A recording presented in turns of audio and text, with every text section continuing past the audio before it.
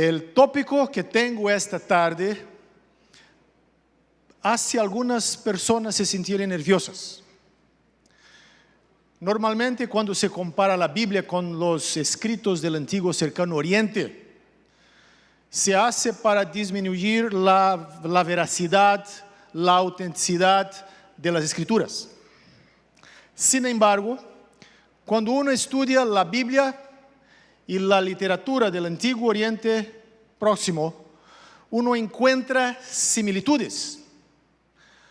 Hay muchas cosas que son bastante semejantes y tenemos que tratar de eso, tenemos que lidiar con eso, tenemos que explicar estos hechos que los arqueólogos han traído a la luz, especialmente en el siglo XIX, siglo XX.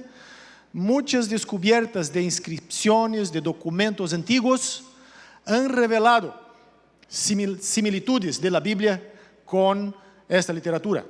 Hasta este tiempo, hasta el siglo XVIII, se pensaba que lo que tenemos en la Biblia era singular.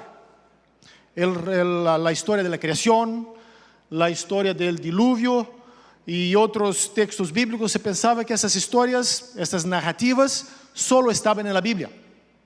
Pero después del siglo XIX, XVIII, con las excavaciones arqueológicas, con los documentos antiguos que fueron descubiertos, se encontró que los antiguos tenían sus narrativas del diluvio, sus narrativas de la creación y otras cosas más. En esta ponencia, yo quiero enfocar los profetas, la relación de la literatura profética de la Biblia con la literatura del antiguo cercano Oriente. Y vamos a hacer algunas comparaciones, vamos a verificar algunos puntos en que los profetas parece que utilizan el lenguaje, las figuras, las imágenes del antiguo cercano Oriente. Pero el punto aquí no es solamente identificar los paralelos. Mi principal preocupación es al final proveer una moldura, un modelo para que podamos entender y explicar estas similaridades. De hecho, esto no debería ser un escándalo para nosotros, porque nosotros creemos que la Biblia es una mezcla de la humanidad con la divinidad. La Biblia es el mensaje de Dios para nosotros. Tiene una dimensión divina e indiscutible, pero al mismo tiempo, la Biblia es también un libro que nos he dado en lenguaje humano. La lengua, el hebreo, el griego, las lenguas las cuales la Biblia es traducida son lenguas humanas. Por lo tanto, en la Biblia hay esta mezcla misteriosa de la dimensión divina con la dimensión humana. Y nosotros no podemos separar, están ahí. Así Dios nos ha dado la Biblia. Y la Biblia es muy diferente de otras literaturas religiosas. Por ejemplo, los libros de los mormones, se dice que él fue dado por el ángel, listo al profeta de ellos. El Corán también es entendido como algo que Dios reveló completamente listo al profeta Mahomet. Pero nosotros no entendíamos de esta forma la Biblia, porque no es así que la Biblia presenta a sí misma. En la Biblia tenemos esta mezcla de los elementos divinos con los elementos humanos que se combinan para comunicar la revelación de Dios. Y cuando uno va a los profetas, y por profetas me refiero a los profetas canónicos, de Isaías hasta Malaquías, nosotros encontramos motivos, frases, temas desarrollados en estos libros que también están presentes en la literatura del antiguo cercano oriente. Y ahora voy a decirles la estructura de mi presentación. Después ustedes pueden leerla en el libro, porque es uno de los capítulos del libro. En primer lugar, yo voy a trabajar un poquito y hablar un poquito sobre las alusiones literarias que nosotros encontramos en los profetas. Especialmente lo uso que aparentemente los profetas hacen de la propaganda regia de los asirios. El lenguaje que el profeta utiliza en algunos textos es muy similar a los anales de los reyes asirios. Los profetas utilizan motivos, imágenes especiales, por ejemplo, la imagen del león.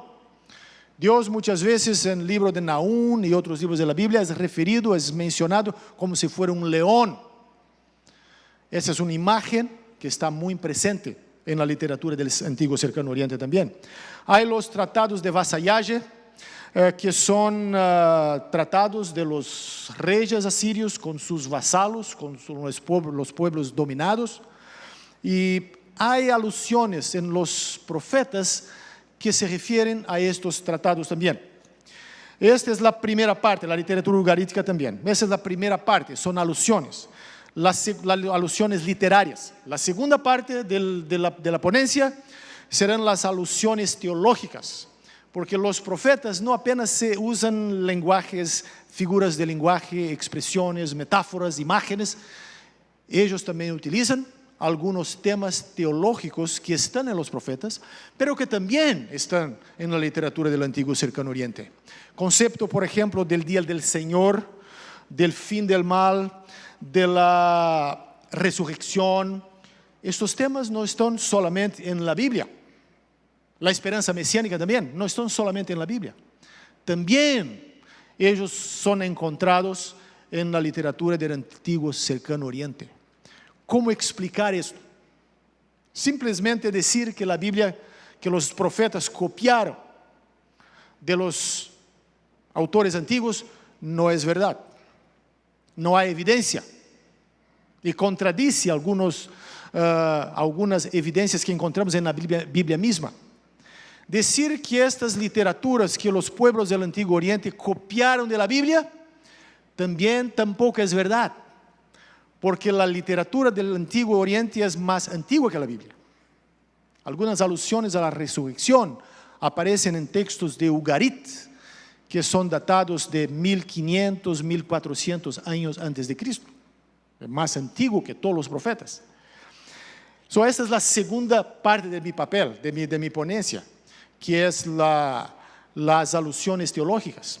Y la tercera parte son las implicaciones hermenéuticas y teológicas de estos paralelos. Entonces, al final, mi intención es mostrar para ustedes cómo nos podemos entender estos paralelos.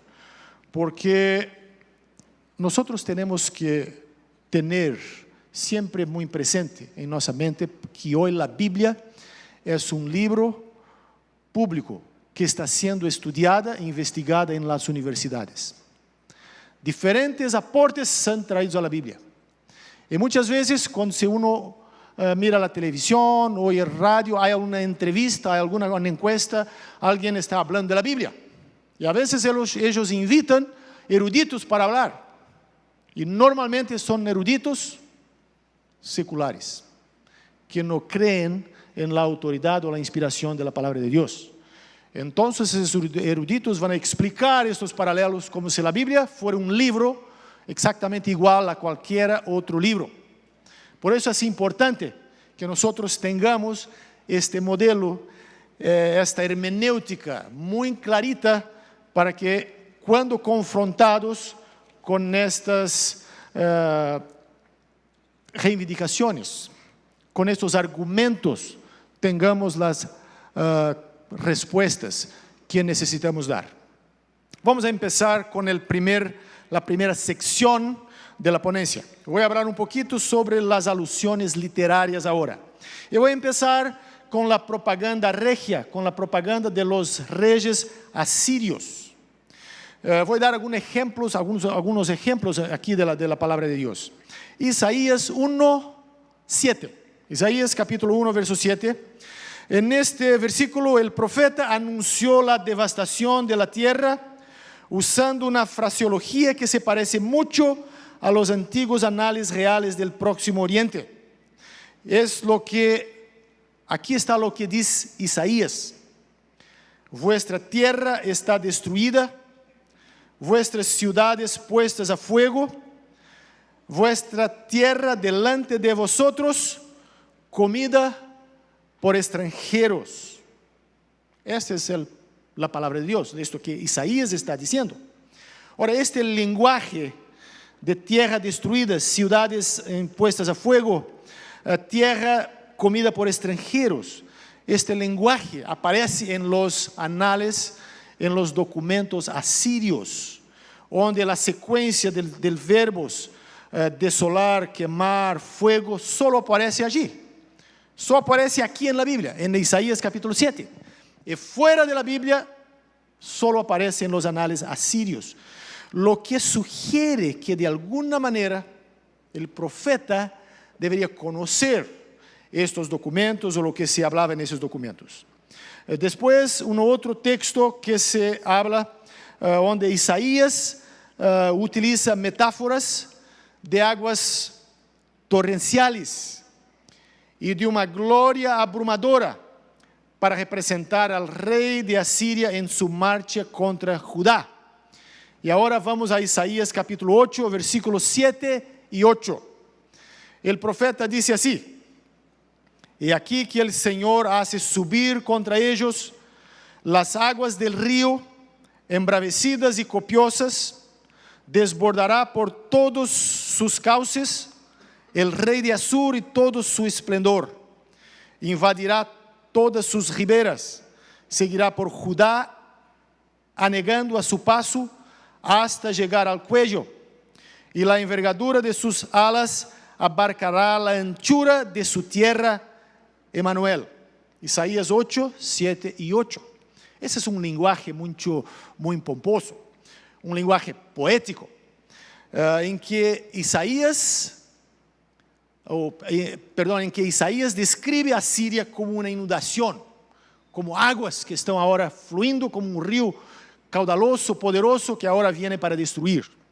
Es interesante notar que exactamente este es el lenguaje que los asirios utilizaban en sus documentos para describir sus conquistas, sus victorias, sus ataques a los enemigos.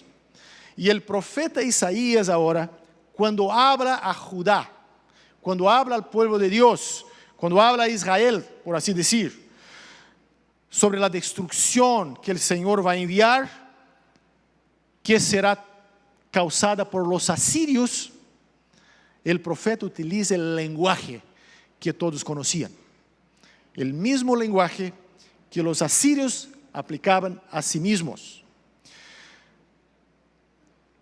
Hay otros ejemplos, yo no voy a leer porque no es necesario, ustedes pueden tener después el capítulo del libro, pero un otro punto que me gustaría destacar y mencionar ahora es el motivo del león. El motivo del león es muy empleado en la propaganda asiria, porque los reyes asirios se describían como leones. De hecho, los reyes asirios les gustaban cazar leones. Era una forma de deporte y una manera de demostrar su fuerza, su vigor. Y es normal cuando uno lee los documentos asirios encontrar declaraciones en que el rey asirio es descrito, es imaginado como un león. Ahora, cuando los profetas se utilizan de esta imagen, ellos están utilizando una imagen para enfatizar el poder del mensaje que ellos están predicando. Por ejemplo, Isaías 15, versículo 9, Jeremías 2, 15, Jeremías 4, 7, 5, 17. En nuestros textos hay muchas similitudes, donde reyes asirios y babilonios son descritos como si fueran los leones. En el libro de Nahum, que es un libro que fue escrito en el tiempo de los reyes asirios, este libro describe a Dios como el león. Y el libro de Nahum es un libro que trae un mensaje de destrucción para los asirios. Y en el libro de Nahum, Dios es representado como el león. Ahora, aquella imagen que los asirios aplicaban a sí mismos, a sus reyes, el profeta aplica a Dios. El león no son los asirios, no es el rey asirio. El león es Dios que viene a cazar los leones asirios. Así, el libro de Nahum es un libro muy, muy pequeño, pero está lleno de estas imágenes, de las figuras, de la figura de Dios como león. Así, cuando uno lee el libro de Nahum, con este conocimiento en el fondo, el libro se torna más clarito. Ahora podemos entender por qué el profeta está usando este lenguaje, el lenguaje del león. Otro punto de similitud con la Biblia son los tratados de vasalaje de los reyes asirios también. Especialmente los tratados de vasalaje cuando el rey asirio hace un contrato, somete una otra nación, un otro pueblo. Ellos hacen ese contrato, hay un documento que es escrito, es sellado. En el documento de vasalaje normalmente hay una lista de maldiciones. Lo que va a ocurrir si la nación dominada se rebelar contra el rey asirio. Hay listas muy grandes de maldiciones que nosotros encontramos en estos documentos. Ahora, lo que es interesante notar es que cuando uno va a examinar las listas de maldiciones, por ejemplo, que Nahum, el profeta, presenta contra Siria. Él presenta una larga lista de maldiciones. Y Nahum utiliza precisamente la lista de maldiciones que encontramos en los tratados de vasalajes asirios. Aquellas maldiciones que los asirios invocaban sobre los pueblos a quien ellos dominaban. Ahora el profeta revierte y aplica a los asirios mismos. Las evidencias indican que el profeta conocía las listas de maldiciones de los asirios. Era una persona informada de lo que estaba ocurriendo. Él no está necesariamente dependiendo de esos documentos para escribir.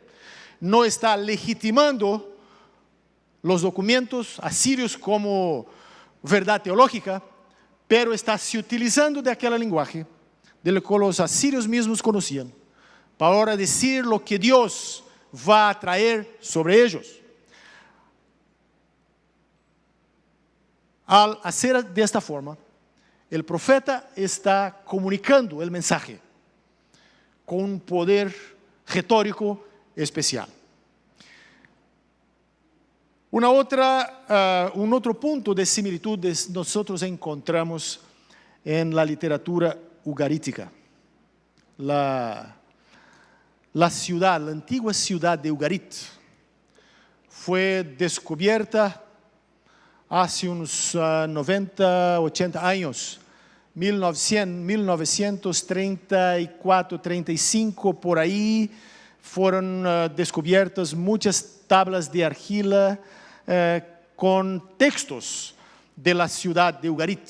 Ugarit es una ciudad en la región de Siria que fue muy próspera entre los siglos 14 y 12 o 15 y 12 antes de Cristo.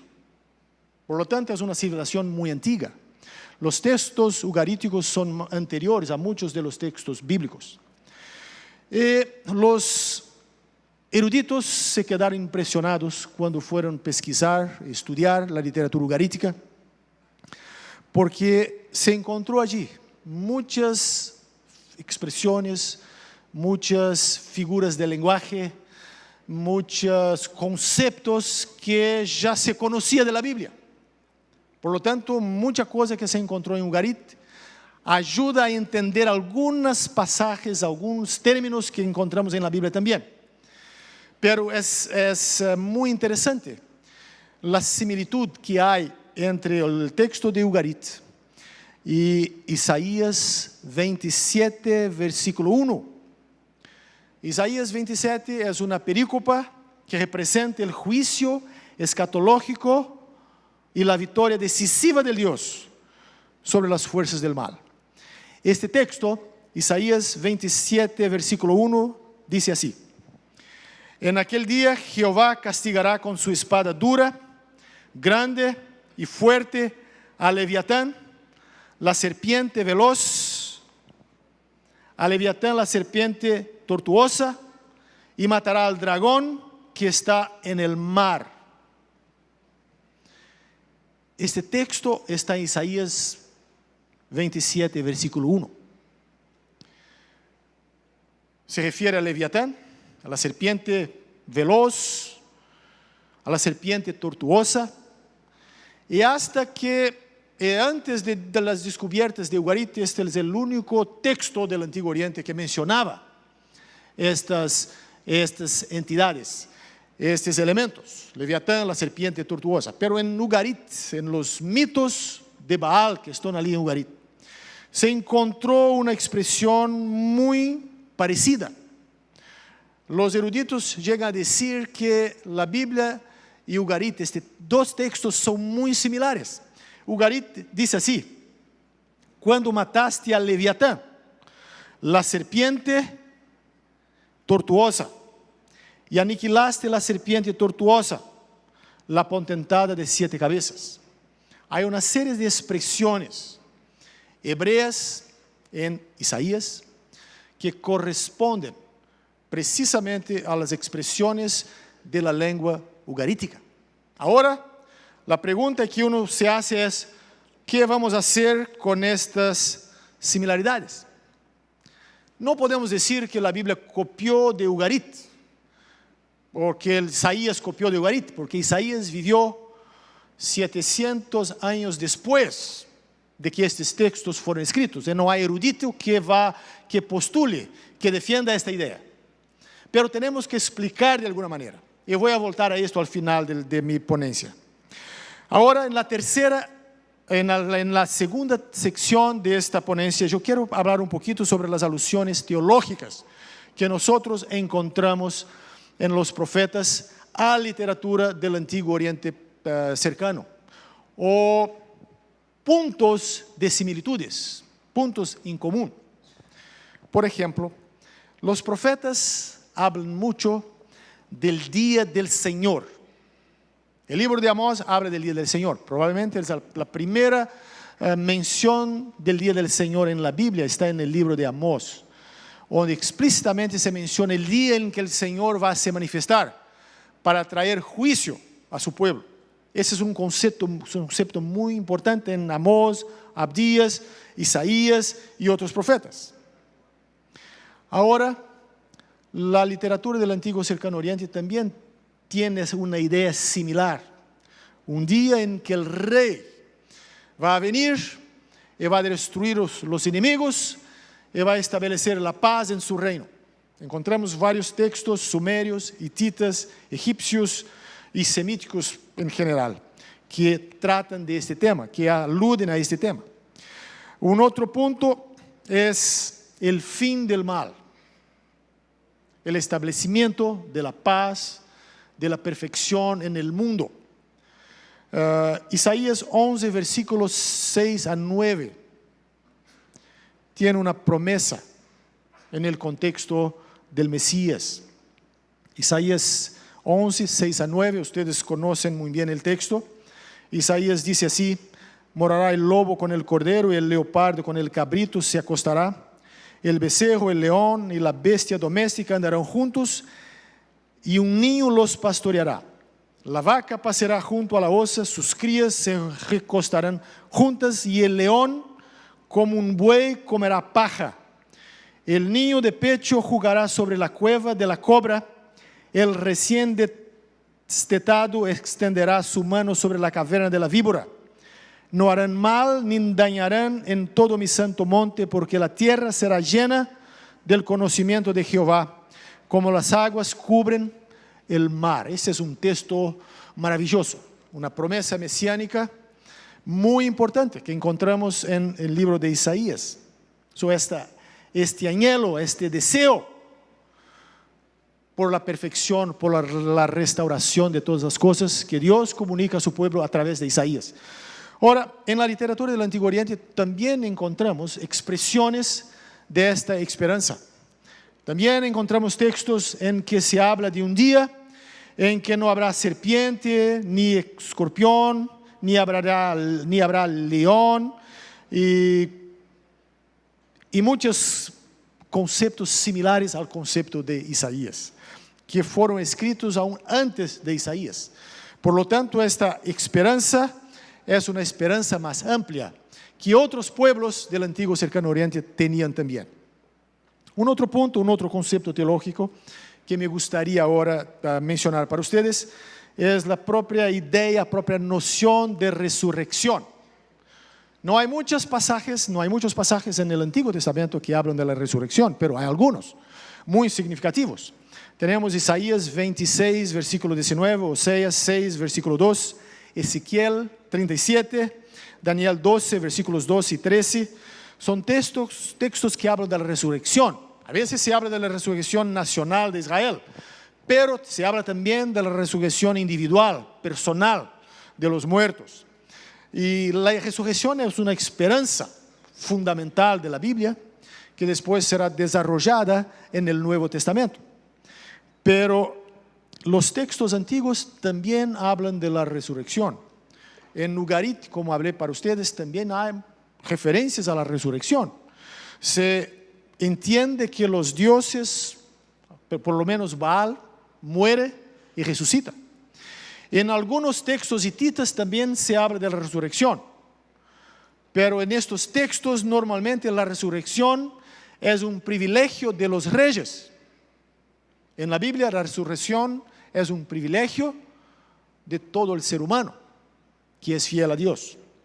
Por lo tanto, hay similitudes y hay diferencias también. La resurrección es un concepto teológico importantísimo que está en la Biblia y también en la literatura del Antiguo Oriente cercano. Un otro concepto es la esperanza mesiánica.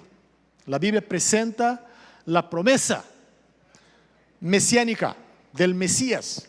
La Biblia presenta, los profetas presentan la esperanza de que Dios va a enviar un rey mesiánico que va a restaurar todas las cosas, va a establecer la paz. Será el rey perfecto. Lo que los reyes humanos de Israel no alcanzaron, no concretizaron, será alcanzado y concretizado por el rey mesiánico, el descendiente de David. Es una esperanza que nosotros encontramos a lo largo de la literatura profética. Ahora, la esperanza mesiánica, una esperanza similar, parecida con la esperanza mesiánica, nosotros también encontramos en la literatura mesopotamia de 2000 años antes de Cristo. El anhelo, el deseo de un rey que va a venir y va a restaurar todas las cosas. Es una esperanza que también aparece en esta literatura. Otro punto, el fin de la muerte. La Biblia habla del día en que la muerte tendrá fin. Los profetas mencionan. Isaías 25, 7 y 8 habla que el Señor va a eliminar la muerte. Ahora, esta esperanza del fin de la muerte también aparece en los textos antiguos. Un otro concepto que aparece en los profetas es el concepto del banquete escatológico. Al final de la historia humana, cuando Dios derrota a los enemigos de su pueblo, Dios ofrece un banquete. Isaías 24 menciona esto. Jeremías capítulo 51. Y de paso, el libro de Apocalipsis también. Esta noción, esta imagen del banquete escatológico que celebra la victoria de Dios sobre las fuerzas del mal, también aparece en la literatura del Antiguo Cercano Oriente. Pero hay semejanzas, pero hay muchas diferencias también. Y ahora, en la última parte de mi ponencia, yo quiero hablar sobre las implicaciones hermenêuticas e teológicas destas similitudes. Nós não podemos afirmar que os profetas simplesmente copiaram ou conheciam todas as passagens da literatura do Antigo Cercano Oriente. Pero quando uno lê a Bíblia e lê a literatura antigua, uno encuentra estas similitudes. Por lo tanto, temos que explicarlas. E há implicações hermenêuticas, há implicações teológicas. E quando se analisa estes pontos, necessitamos evitar dos extremos. Un extremo es decir, no, todo lo que encontramos en la Biblia no tiene nada que ver con la literatura del Antiguo Cercano Oriente, todo eso fue revelado directamente de Dios, una visión de Dios al profeta. Ese es un extremo. La Biblia es un libro que cayó listo porque Dios lo jugó al profeta, la revelación. No hay nada, no hay ni un elemento humano que desempeñó algún papel en ese proceso. El otro extremo es decir, la Biblia es un libro igual a otro libro.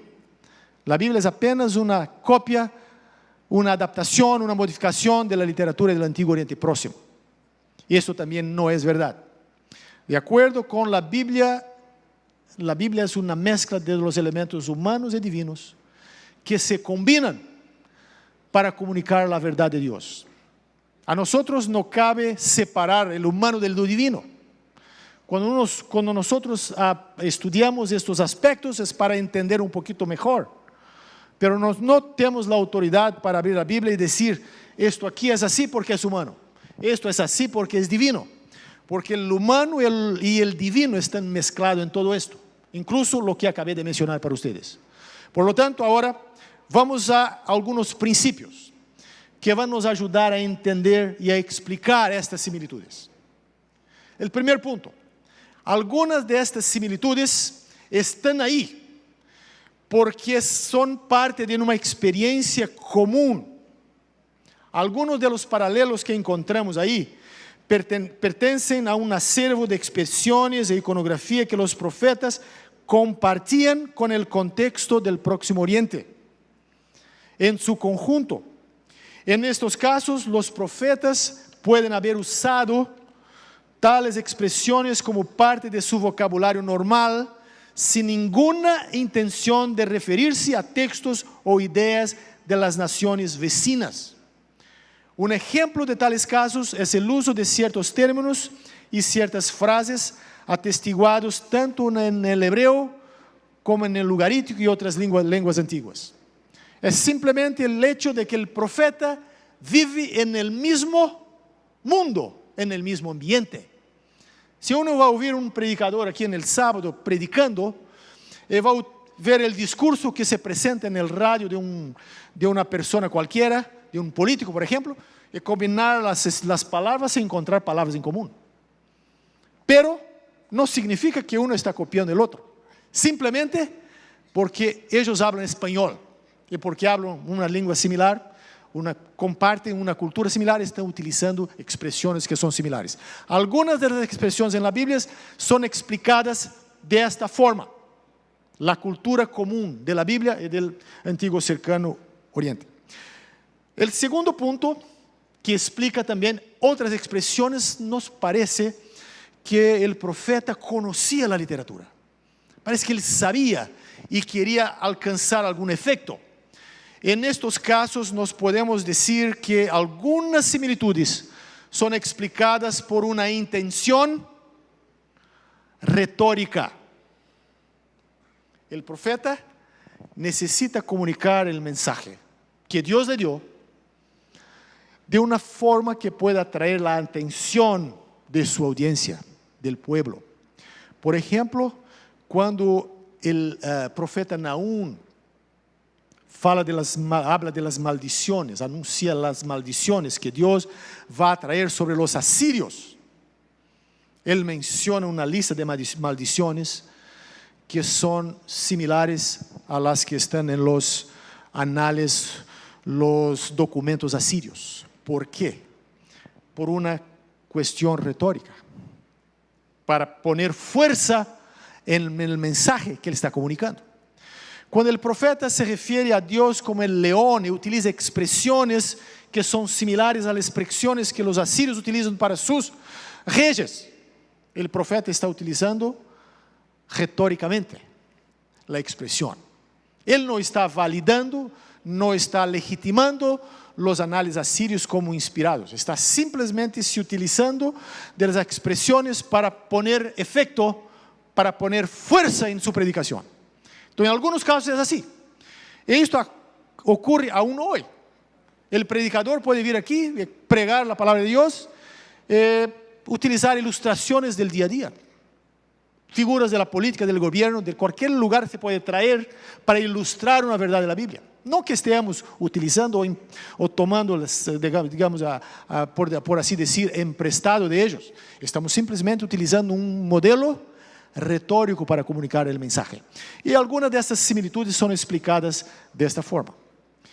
Pero hay otras que son un poquito más difíciles. Y ahora voy a concluir con la última parte. Cuando hay alusiones, por ejemplo, o similitudes entre conceptos como resurrección, el día del Señor, el fin del mal, en los profetas, que encontramos también en la literatura extrabíblica. ¿Cómo explicar esto? No es algo que simplemente ocurrió por acaso. La explicación retórica también no funciona. Aquí nos podemos postular el concepto de una revelación más amplia de Dios a la humanidad. Estos paralelos se explican mejor cuando nosotros entendemos que estos conceptos pueden tener un origen común. Elena de White tiene una declaración que nos ayuda a entender esto, el concepto. Ella dice en el libro La historia de la redención, ella dice así: a Adán se le revelaron importantes acontecimientos del futuro, desde su expulsión del Edén hasta el diluvio y más allá, hasta la primera venida de Cristo a la tierra. Su amor por Adán y su posteridad inducirán al Hijo de Dios a condescender al punto de tomar la naturaleza humana para elevar así por medio de su propia humillación a todos los que creyeron en Él. Entonces, ese punto que Ellen White hace aquí es muy importante para que nos entendamos algunas de estas similitudes, especialmente en el área de conceptos teológicos. Ela dice: a Adán se le revelaron importantes acontecimientos del futuro, lo que nos hace entender que Adán enseñó a sus descendientes, que enseñaron a sus descendientes, así se fue por una tradición oral hasta que Moisés puso todo por escrito. Pero nosotros sabemos que algunos de los descendientes de Adán abandonaron la verdad, se tornaron apóstatas, pero ellos no perdieron el conocimiento de la verdad 100%. Ellos continuaron preservando elementos de la verdad, todavía, porém, distorsionados por el paganismo. Y por eso encontramos estas similitudes. Encontramos un relato, una narrativa de la creación en la Biblia, muy clarita, que refleja la verdad de la revelación de Dios, pero hay relatos de la creación, narrativas de la creación en el antiguo cercano oriente, que están distorsionados por el politeísmo. ¿Por qué son semejantes? No es porque uno copió del otro, porque los dos tienen un origen común de la creación. Entonces, esos tres puntos nos ayudan a entender las similitudes entre la Biblia y el cercano oriente. La cuestión, el punto 1, el ambiente común, porque las personas vivían en el mismo ambiente, por tanto utilizaban las mismas expresiones. El punto 2 es la cuestión retórica, donde el profeta o el escritor bíblico intencionalmente se utiliza de una expresión extrabíblica o de los paganos para comunicar con fuerza una verdad. Y finalmente, el origen común, una revelación más amplia que Dios dio a la humanidad, y que fue preservada por los profetas de una forma no contaminada, en contraste con los conceptos de verdad que vienen a través de los paganos, mas que están distorsionados por el politeísmo, por la idolatría.